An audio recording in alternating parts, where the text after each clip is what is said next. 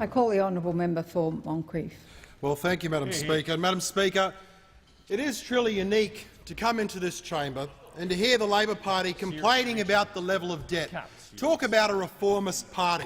I mean, I found it fascinating, Madam Speaker, a couple of hours ago as I was flicking through the TV channels and I'd just watched the Treasurer outline the poor state of the nation's economy and the budget as a consequence, I should say, the national accounts, as a consequence of what was left behind by the Australian Labor Party. But at the conclusion of that press conference, Madam Speaker, I flicked the channel and I happened to see the Shadow Treasurer, the member for McMahon, at the box at the National Press Club. And what was extraordinary about his performance, Madam Speaker, was that there was one particular line that really caught my interest.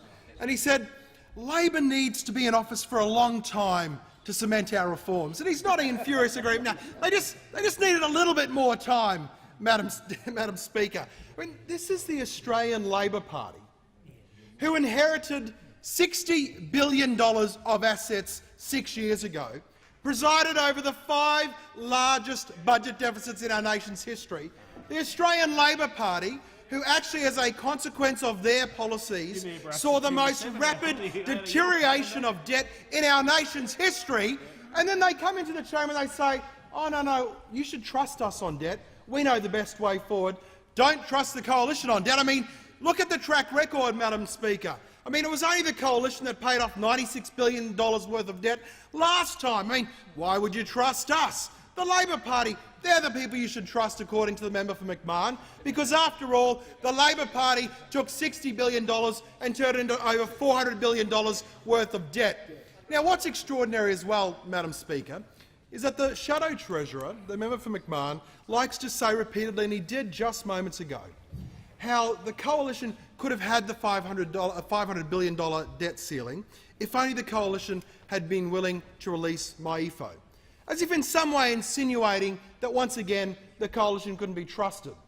What's fascinating about that, Madam Speaker, is that on Labor's own numbers, not coalition numbers, don't rely on the figures that we've put forward if you don't want to. I say to the Australian Labor Party, use your own numbers. And well, let me educate the Shadow Assistant Treasurer as to which numbers. I'm talking about the PFO forecasts. You know, the pre-election fiscal outlook, the forecast that made it clear on Labor's own numbers that you were going to reach $370 billion worth of debt. And let's not forget the tabled minute from the Australian Office of Financial Management, which said that you need a $40 to $60 billion buffer. So let me make it easier. I wish I had a big calculator that I could add it up. 370 plus 60 is, can you get it right? 370 plus 60. Any orders? Any answers? Oh, 430. 430. It had to come from this side, though, Madam Speaker, not from the other side. 430. So there you have it. On Labor's own numbers, $430 billion worth of debt. And yet the Labor Party says, well, we don't understand why you need to have more than $400 billion. We don't understand why. Well, because on your own numbers, it's 430. But the most concerning aspect about this, Madam Speaker, is this. The Australian Labor Party is willing to play havoc with Australia's international reputation. The Australian Labor Party is willing to put Australia's national interest behind political expediency and political opportunism. And that's entirely consistent, frankly, with the approach that's been from the Shadow Treasurer and members opposite, Madam Speaker, because of this key reason.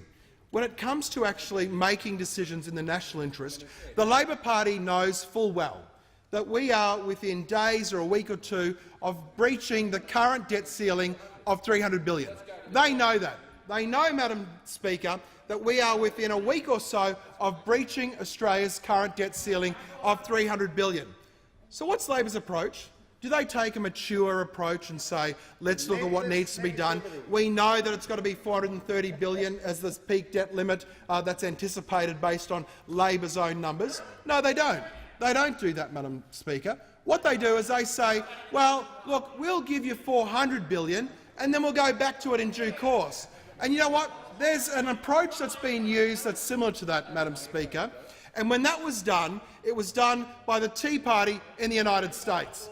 So we know who they're getting their writing instructions from when it comes to the political process. We know the approach that the Labor Party likes to have when it comes to trying to work out what they need to do in terms of running this debate. But I've got news for you, Labor Party. That is not how we intend to govern. That's not the approach of the coalition. That's not the way in which we intend to conduct Australia's economic policy, because our focus is upon providing economic security. Our focus is upon providing economic certainty. And the way that we send certainty and security to the financial markets is to make it clear to them that we will deal with an issue, we'll deal with it comprehensively, and we'll deal with it once and for all. And it stands in stark contrast to Labor's approach, who say, well, let's just kick the can down the road a little bit further. I mean, what does it matter? $400 billion, let's just worry about it when we have to come back to it in 6 months' time or 12 months' time or something like that. That is what Labor has said should be the approach. Well, that's not our approach, Madam Speaker. Our approach is to say that we need the debt ceiling to be at $500 billion. Now, understandably, again, Labor gets confused because they think, of course, when they hear the word debt ceiling, that it actually means debt target. Labor thinks, well, if there's a $500 billion debt ceiling, then that means debt's going to $500 billion. Well, I've got news for the Australian Labor Party. It's not. It's not going to $500 billion. That's the ceiling. That's the maximum. That's the amount that we actually don't want to reach. And it stands in stark contrast to Labor's approach. So I say to the Shadow Treasurer, and I say to the Shadow Assistant Treasurer, who's over there as well, and also the Shadow Parliamentary Secretary, that what they need to realise is that we deal with the issue once and we deal with the issue finally. So, Madam Speaker, the other quite interesting approach that Labor's been taking as part of their literal interpretation of the term opposition has been the fact that they decided that in opposition that must mean that you oppose absolutely everything. I mean, you can almost see them sitting around the table saying, well, what are some other fascinating chances that we can opportunities that we can come up with to differentiate ourselves from the government? I know, the Shadow Treasurer would have said, I know, let's oppose them on some savings measures to show what a compassionate group the Australian Labor Party is and how rough and tough the coalition is. Let's oppose them on some of these mean, nasty savings measures that the coalition's come up with. And you can almost see them. They'd all be nodding in furious agreement, Madam Speaker. And why not start with, for example, $2.3 billion of savings in the education sector? But the only problem, Madam Speaker, the only problem with that is they were Labor's savings. They were the savings that the Australian Labor Party came up with. And so when they literally interpret the term opposition, what they're actually doing is opposing their own announced savings measures. So when the Shadow Treasurer stands up and talks about hypocrisy, well, I've got news for you, Shadow Treasurer.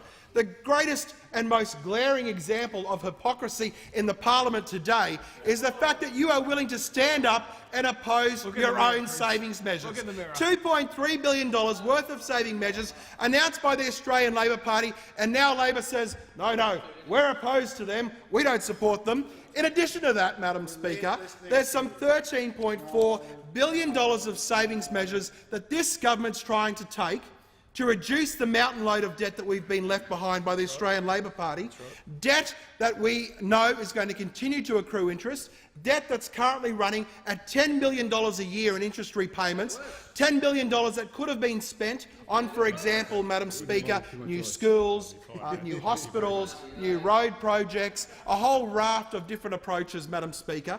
But Labor says, no, we're opposed to those savings measures as well. So, you see, Madam Speaker, the Labor Party wants to have their cake and eat it too. They want to turn around and say, well, we want to make sure that debt stays lower, but yet they stand opposed to some $15 billion of savings measures. So how does the Labor Party compute that? You oppose $15 billion worth of saving measures, and yet you claim to be more concerned about keeping debt lower. And the simple, inescapable reality of this entire debate around Australia's debt ceiling is this. If Labor was willing to stand up and do the right thing, and to put Australia's national economic interest first, to put certainty and stability in the marketplace ahead of your own short-term political opportunism, you would know, based on the figures that I outlined before, Labor Party figures, that the best thing that you could do would be to increase Australia's debt ceiling to the $500 billion that was called for by the coalition, to not stand in the way with some silly game of $400 billion claims, and to do the right thing by the Australian people and to make a decision that ultimately is going to make a profound difference to making sure that we provide the certainty and stability that this nation so sorely needs after 6 years of mismanagement and debt-ridden rule under the Australian Labor Party.